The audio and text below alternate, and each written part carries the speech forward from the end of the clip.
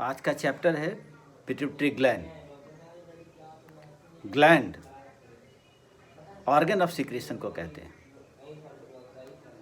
जैसा कि पहले चैप्टर में बताया है कि ये डक्टस ग्लैंड है और ये अपने सिक्रीशन को डायरेक्ट ब्लड में पॉर कर देता है। पिट्यूटरी ग्लैंड हाइपोथैलेमस में डायनसेफलॉन के पास एक मटर के साइज का 500 मिलीग्राम का ग्रंथि है जो स्फिनोइड बोन के सीला टर्सिका नाम के कनकेविटी में सुरक्षित रहता है। टर्सिका का अर्थ है टू सीट। इसकी उत्पत्ति डुअल एक्टोडर्म से है। ब्रेन का प्रोजेक्शन है। ये ब्रेन का प्रोजेक्शन इसके पोस्टीरियर पार्ट का निर्माण करता है और रूफ ऑफ बकल कैविटी का एक्टोडर्म इसके इंटीरियर पिट्यूटरी का निर्माण करता है।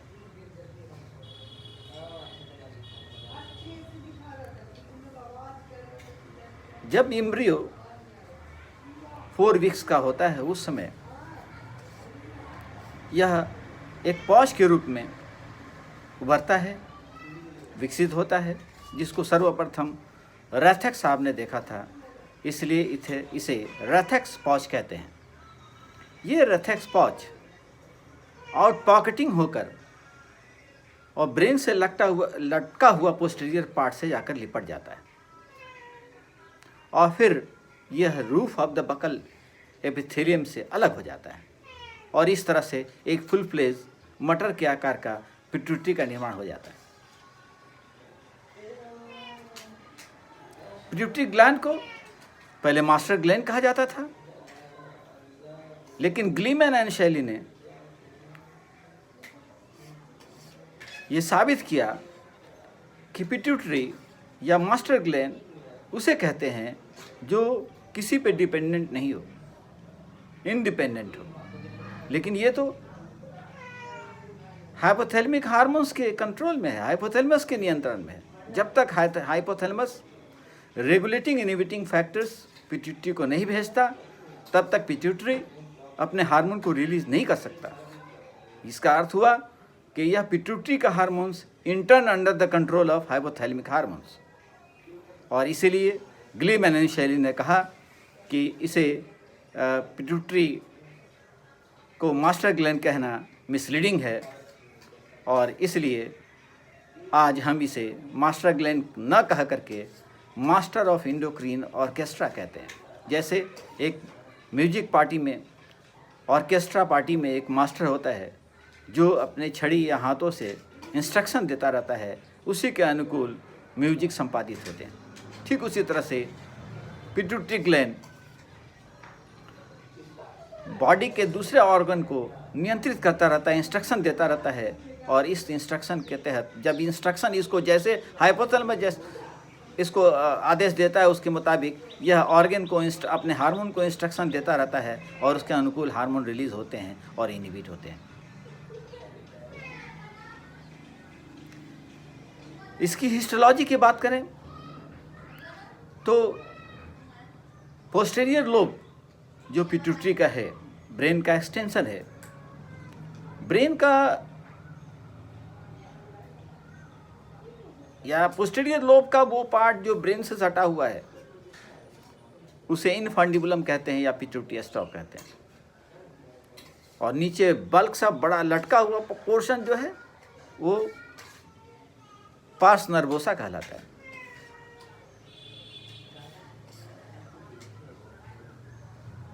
याद रहे, ये नर्व का पार्ट है। पिट्यूटरी ग्लैंड तो हम कहते हैं, लेकिन रियल में यह ब्रेन का एक्सटेंशन ग्लैंड नहीं है, यह नर्वस सिस्टम का पार्ट है। और यही वजह है कि यह किसी हार्मोन का सिक्रीशन नहीं करता, बल्कि ये सिंपली एडीएच और ऑक्सीटोसिन का स्टोर हाउस है।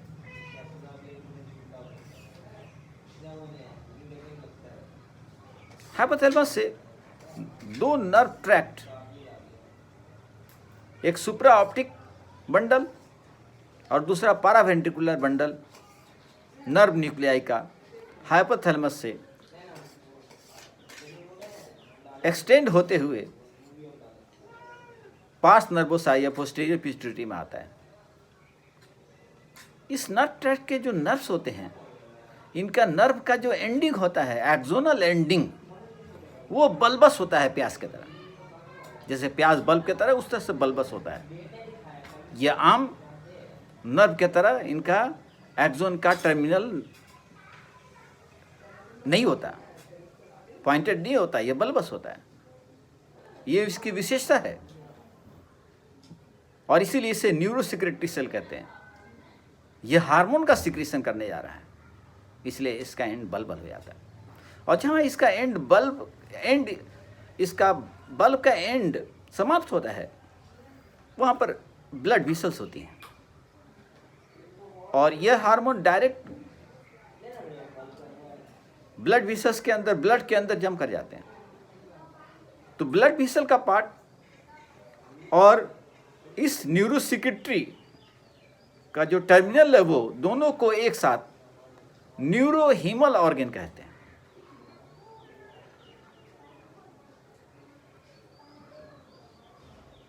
एंटीरियर पिट्यूटरी की बात करें तो एंटीरियर पिट्यूटरी का वो पार्ट जो इन्फर्टिबुलम से लिपटा रहता है, उसे पास ट्यूबरेलिस कहते हैं। और जो मेजर बल्क पोर्शन है इसका, डिस्टल रीजन में लटका हुआ है, उसे पार्स डिस्टेलिस कहते हैं। ये मुख अंग है। सभी हार्मोन का मोरलेस यहीं से सिक्रीशन होता है।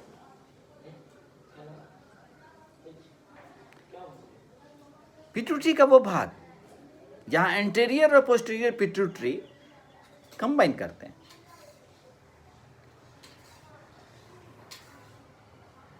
उस एडजेसेंट पॉइंट को पास इंटरमीडिया कहते हैं।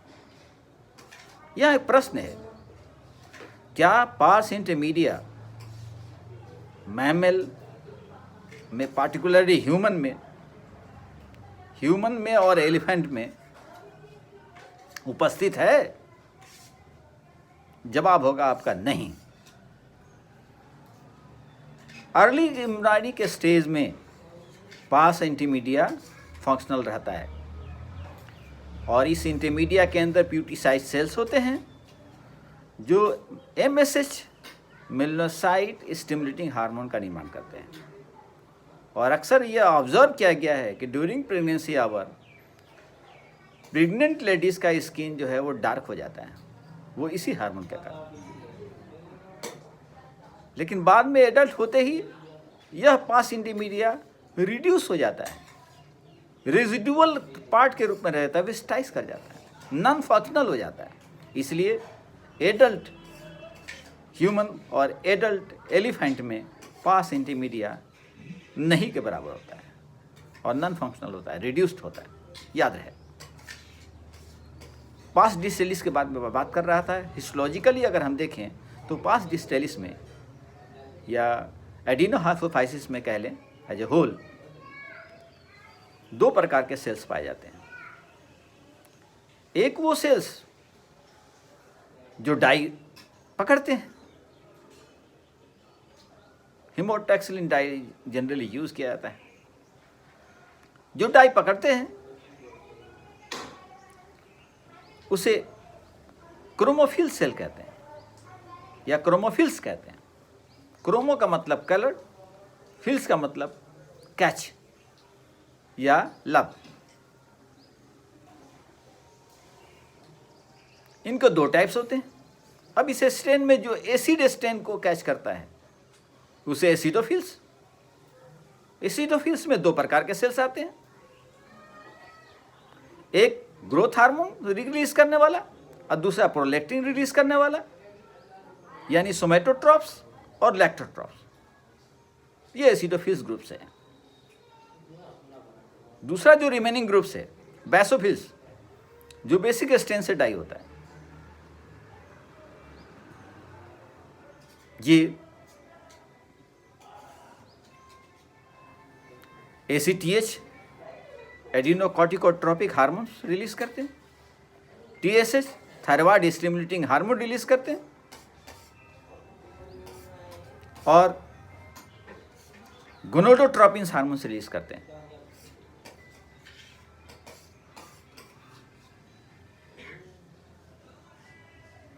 गोनाडोट्रोपिन में LH और FSH प्रिवेलेंट हैं।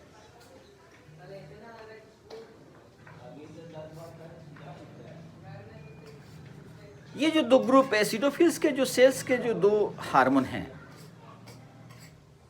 ग्रोथ हार्मोन और प्रोलैक्टिन, इन हार्मोन को ट्रॉफिक हार्मोन कहते हैं।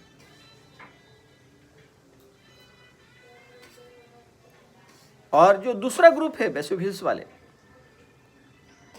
ज्यादातर एडिनोकॉर्टिकोट्रोपिक हार्मोन, थायराइड स्टिमुलेटिंग हार्मोन या थायरोट्रोपिक हार्मोन और गोनाडोट्रोपिक हार्मोन, ये ऐसे हार्मोन हैं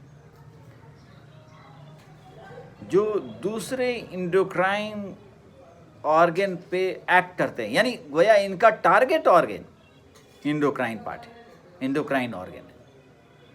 तो जिस हार्मोन का टारगेट पार्ट या टारगेट ऑर्गन इंडोक्रीन हो, अंतरस्रावी हो, उसे हम ट्रॉपिक हार्मोन कहते हैं।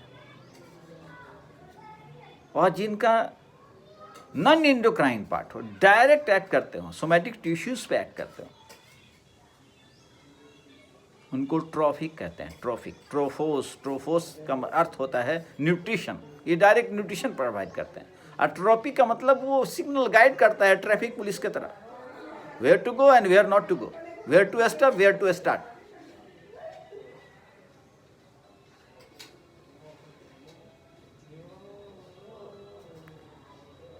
केमिकली आप देखें कि ये हार्मोन प्रोटीन, पेप्टाइड्स या डेरिवेटिव ऑफ एमिनो एसिड्स के बने होते हैं। एक ग्रुप ये है। दूसरा ग्रुप है एस्ट्रॉइड्स का। पिट्यूटरी को एस्ट्रॉइड्स हार्मोन रिलीज नहीं करता, लेकिन एस्ट्रॉइड हार्मोन्स को रिलीज करने के लिए एक्टिवेट जरूर करता है। पोस्टीरियर लोब में जो हार्मोन्स है ADH और ऑक्सीटोसिन, ये दोनों पेप्टाइड्स हैं, ग्रुप हैं, ऑक्टा पेप्टाइड्स ग्रुप है। नन इंडोक्राइन टारगेट ऑर्गन वाले जो हार्मोन्स हैं, जो डायरेक्ट ब्रोन, स्केलेटल मसल्स और मेमोरी ग्लैंड पे एक्ट करते हैं, ये प्रोटीन के बने होते हैं। आपने सुना होगा कि प्रोटीन बहुतायत में मसल्स में पाया जाता है। तो ग्रोथ हार्मोन लगभग 90 एमिनो एसिड से बना हुआ ये प्रोटीन है।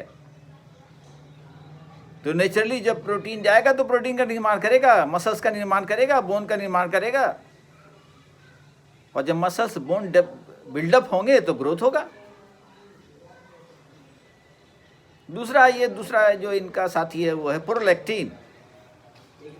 इसका भी नॉन इंडोक्राइन साइट है। ये प्रोलैक्टिन क्या करेगा? मेमोरी ग्लैंड का निर्माण करेगा लेडीज में, और लैक्टेशन करेगा, मिल्क का फॉर्मेशन करेगा। मिल्क में क्या है? प्रोटीन है, केसिन नाम का प्रोटीन है। तो ये प्रोटीन भी प्रोटीन निर्माण कर रहा है।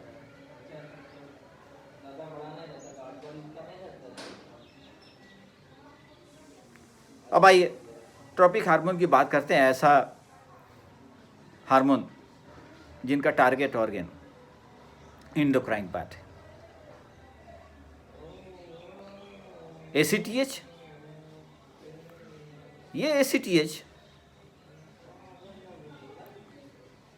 एडिनल ग्लैंड के ऊपर एक्ट करता है। बाहरी पोर्शन एडिनल ग्लैंड किडनी के ऊपर पाया जाता है। ट्रायंगुलर ग्लैंड है। इसके बाहरी पोर्शन को कॉर्टेक्स कहते हैं, भीतरी भाग को मेडुला कहते हैं। ये कॉर्टेक्स पे एक्ट करता है और वहाँ से 3 तरह के हार्मोन्स रिलीज होते हैं। ग्लूकोकॉर्टिकॉइड्स, जिसका एग्जाम्पल हो गया कॉर्टिसोल। मिनरलोकॉर्टिकॉइड्स, जिसका एग्जाम्पल हो गया एल्डोस्टेरोन। और तीसरा जो ग्रुप है सेक्स एस्ट्रोइड, जो एंड्रोजन एस्ट्रोजन का निर्माण करता है। यानी एंड्रोजन एस्ट्रोजन सिर्फ टेस्टिस और ओवरी से ही, या एस्ट्रोजन एंड्रोजन सिर्फ टेस्टिस से ही नहीं बनते, बल्कि एड्रिनल कॉर्टेक्स भी उसका निर्माण करता है, प्लासेंटा भी उसका निर्माण करता है।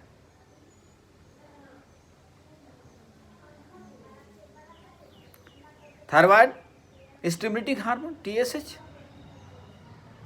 ये थायराइड ग्लैंड पे एक्ट करता है। यहाँ आप टच करेंगे, यहाँ पर आपको कुछ गद्दू जैसा संरचना मिलेगी, ये थायराइड ग्लैंड है। ट्रेकिया के ऊपर बाइलोब स्ट्रक्चर है, ये उस पर एक्ट करेगा, थायराइड को स्टिमुलेट करेगा। वो T3 T4 हार्मोन बनाएगा।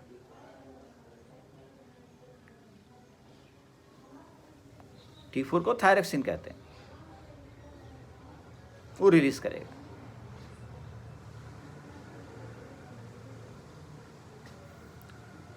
उसके बाद गोनाडोट्रोपिन्स हो गए। ये गोनाडोट्रोपिन्स 2 तरह के हैं, FSH और LH। FSH ओवरी पे भी एक्ट करेगा, FSH टेस्टिस पे भी एक्ट करेगा।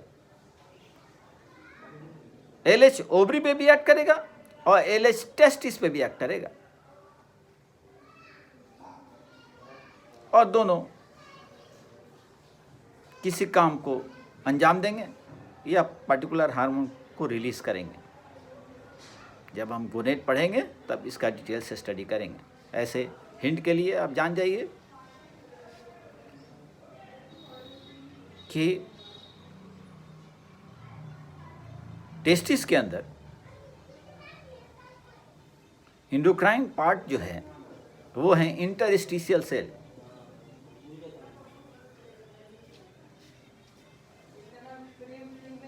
उस पर FSH चेक करता है और टेस्टोस्टेरोन रिलीज करता है। सेटोरी सेल भी एंडोक्राइन के भूमिका में रहता है।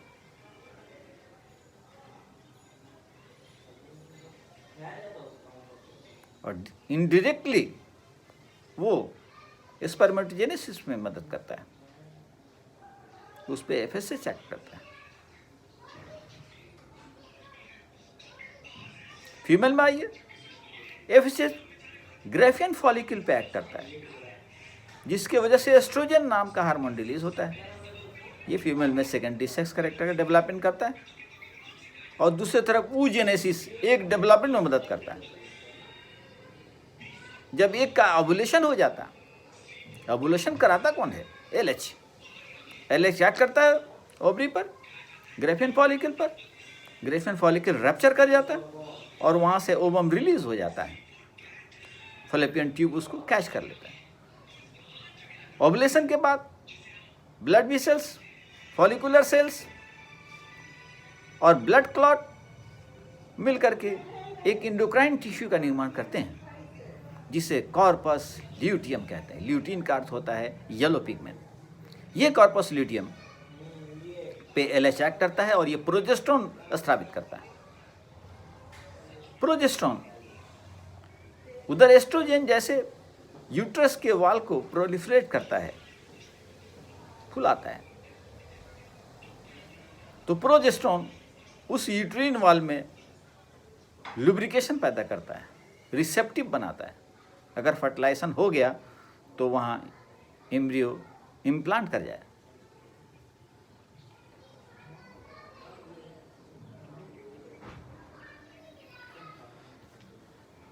एक चीज़ यहाँ समझना बहुत ज़रूरी है। आप देखें,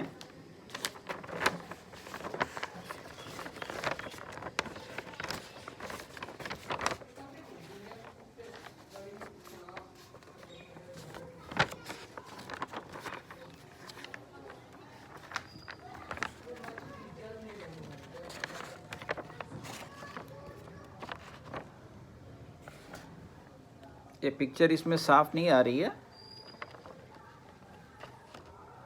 ये है हाइपोथैलेमस, और हाइपोथैलेमस में ये न्यूरोसेक्रेटरी सेल हैं जो हाइपोथैलेमस के रिलीजिंग फैक्टर और इनहिबिटिंग फैक्टर को रिलीज करते हैं। और ये मेडियन एमिनेंस है जहाँ पर यह हाइपोफाइशियल सिस्टम है।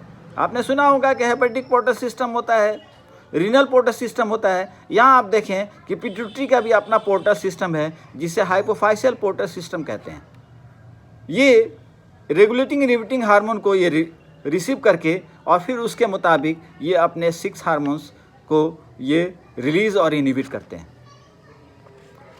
दूसरी तरफ देखें आप,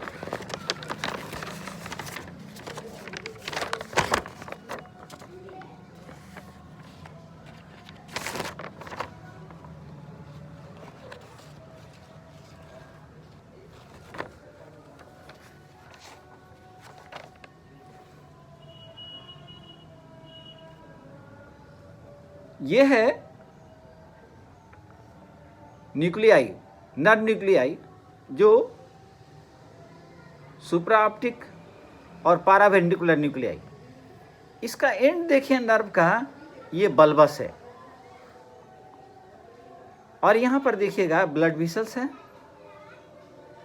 और ये जो है नर्वस पार्ट या बनता है ब्रेन, एडीएच और ऑक्सीटोसिन हाइपोथैलेमस में, इन न्यूक्लियाई में, सुप्राऑप्टिक पारावेंट्रिकुलर न्यूक्लियाई में, और यहाँ से ट्रैवल करता हुआ ये न्यूरोसेक्रेटरी इस ब्लड में डाल देता है। तो फिर ये पार्स नर्वोसा का क्या काम है? क्या ये कोई हार्मोन रिलीज करता है? नहीं, ये तो स्टोरिंग हाउस है, नर्व डायरेक्ट रिलीज कर देता है इसमें। और इसीलिए पार्स नर्वोसा को कहते हैं कि यह तो नर्व का एक्सटेंशन है, न कि ग्लैंड है। रियल में जो ग्लैंड की बात करते हैं वो है एडिनोहाइफिस, वो ग्लैंड है, इसलिए वो हार्मोन को सीक्रेट करता है, ये हार्मोन को सीक्रेट नहीं करता। ऑक्सीटोसिन और एडीएच के फंक्शन पे आते हैं। ऑक्सीटोसिन 2 शब्द से बना हुआ है, ऑक्सीटोज। ऑक्सीटोज का अर्थ होता है इजी चाइल्ड बर्थ। ये ऑक्सीटोसिन ऑक्टापेप्टाइड है और यह डायरेक्ट स्मूथ मसल्स पे एक्ट करता है। स्मूथ मसल्स है कहाँ? गर्भाशय में, यूट्रस में, यूरिनरी ब्लैडर में, मेमरी ग्लैंड के एरियोला में, और जहाँ जहाँ स्मूथ मसल्स है वहाँ ये कंट्रैक्शन पैदा करता है।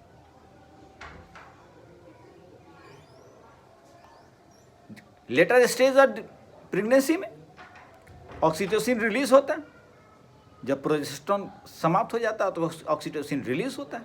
जब तक प्रोजेस्टेरोन रहेगा इसको रिलीज नहीं होने देगा, लेकिन लेटर स्टेज में ऑक्सीटोसिन का, प्रोजेस्टेरोन का काम खत्म हो जाता है, ऑक्सीटोसिन रिलीज होने लगता है। ये रिलीज होते ही यह कंट्रैक्शन पैदा करने लगता है यूट्रस में, जिसके वजह से बेबी प्रोपेल हो जाता है और बर्थ आसान हो जाता है। इजी चाइल्ड बर्थ इसलिए कहते हैं। जब कोई बेबी अपने मदर का निप्पल सकल करता है तो वो सकलिंग मैसेज ब्रेन को जाता है और वहाँ से यह ऑक्सीटोसिन रिलीज करता है। ये ऑक्सीटोसिन आकर वहाँ पर जो एरियोला एरिया में स्मूथ मसल्स है उसके अंदर कंट्रैक्शन पैदा करता है, जिसके वजह से मिल्क बेबी के मुंह में इजेक्ट हो जाता है। एडीएच की बात करते हैं। एडीएच का 2 नाम है। एडीएच का फुल फॉर्म हो गया एंटी डाईयूरेटिक हार्मोन। डाईयूरेसिस का मतलब होता है यूरिनरी आउटपुट बढ़ जाना। एंटी का मतलब अगेंस्ट, यूरिनरी आउटपुट को घटा देना। यह किडनी ट्यूब्यूल पर एक्ट करता है और वहाँ पर वाटर रीअब्जॉर्प्शन, यूरिन फॉर्मेशन के दरमियान वाटर रीअब्जॉर्प्शन करता है, ब्लड में वापस कर देता है, जिसके वजह से यूरिन गाढ़ा हो जाता है और बॉडी का होमियोस्टेसिस, बॉडी का इलेक्ट्रोलाइट, इस तरह से वाटर बैलेंस मेंटेन होता है। इसलिए इसको एडीएच कहते हैं, एंटी डायबिटिक हार्मोन। इसका दूसरा नाम है वासोप्रेसिन। वासोप्रेसिन क्यों नाम पड़ा? ब्लड पंप करने के लिए। हार्ट मेन पंपिंग स्टेशन है ब्लड का, लेकिन ये बहुत दूर तक हार्ट को पंप नहीं कर सकता। अब इस पंप ब्लड को बॉडी के मीटर्स एंड किलोमीटर्स दूर तक इसको रन कराना है। तो कैसे रन करेगा? ब्लड वेसल्स के अंदर संकुचन पैदा करके, और ये ब्लड वेसल के अंदर कंस्ट्रिक्शन पैदा करता है, उस पर प्रेशर डालता है, यह एडीएच, इसलिए इसका नाम वासोप्रेसिन हुआ। वासा का मतलब ब्लड वेसल, प्रेशर तो जानती है, प्रेशर डालता है।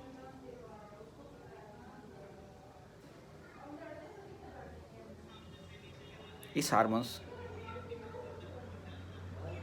का नियंत्रण हाइपोथैलेमिक हार्मोन्स के अंदर है, जो मेडियन से एमिनेंस में इनको रिलीज करता रहता है और छोड़ता रहता है। जब किसी हार्मोन्स की कमी होती है तब उसकी संवेदना मस्तिष्क को जाती है और वो स्टिमुलेटिंग या एक्टिवेटिंग हार्मोन रिलीज करता है। फिर वो पिट्यूटरी पे एक्ट करता है, वो अपना हार्मोन रिलीज करता है। इस तरह के फीडबैक को पॉजिटिव फीडबैक कहते हैं। और जब उस हार्मोन का काम संपन्न हो जाता है, हार्मोन का लेवल बढ़ने लगता है, तो बढ़ा हुआ लेवल हार्मोन का वो फिर ब्रेन को सूचना देता है कि काम संपन्न हो गया और अब हार्मोन लगातार रिलीज हो रहा है, उसको रोकने की आवश्यकता है, रोका जाए। और तो फिर हाइपोथैलेमस इनहिबिटिंग फैक्टर्स पिट्यूटरी को भेजता है, फिर पार्टिकुलर सेल को भेजता है और वहाँ से पार्टिकुलर हार्मोन इनहिबिटिंग फैक्टर से रोक दिया जाता है। इस तरह का रोकने वाला, इनहिबिट करने वाला प्रक्रिया को इनहिबिटिंग फीडबैक कहते हैं। हार्मोन्स की अधिकता और हार्मोन्स की कमी सही नहीं है। इसके अधिकता को हाइपर सिक्रेशन और कमी को हाइपो सिक्रेशन कहते हैं। थॉमस एडिसन साहब का नाम सुना होगा, जो फादर ऑफ एंडोक्रिनोलॉजी भी कहा जाता है। उन्होंने एड्रिनल कॉर्टेक्स के हाइपोसिक्रेशन से, हार्मोन के हाइपोसिक्रेशन से एक रोग होता है जिसको एडिसन डिजीज कहते हैं। उन्होंने ही सर्वप्रथम खोज की थी।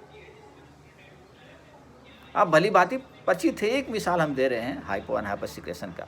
अगर ग्रोथ हार्मोन जरूरत से ज़्यादा आपके बॉडी में सिक्रेट होता है तो बच्चों में तो चल जाएगा, बच्चे लंबे हो जाएंगे, उनको गिगेंटिज्म कहते हैं।